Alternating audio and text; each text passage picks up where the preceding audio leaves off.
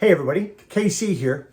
So Bloomberg has a story about a new global survey that was done by Microsoft, concluding that 54% of respondents say they're overworked and 39% say they're exhausted.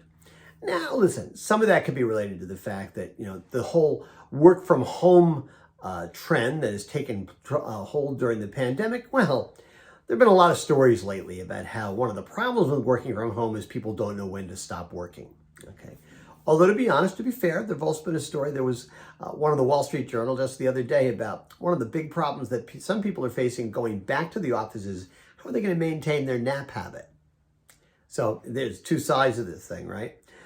But listen, the whole work from home thing, it could also be why 46% of respondents say that they're planning to move to a new location this year. And 41% of respondents, well, they say they're mulling leaving their jobs.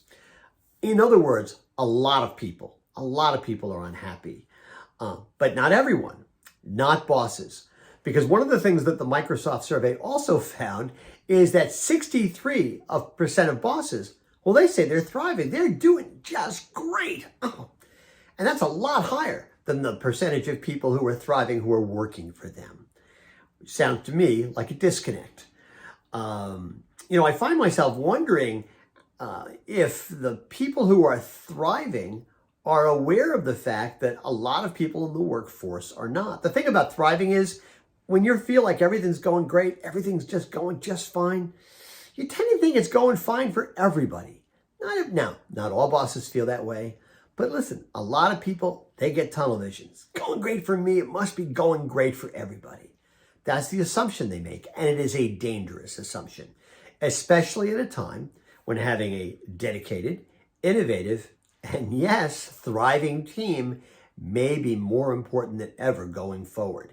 If companies are going to continue to be competitive, and more so late 21 and into 22.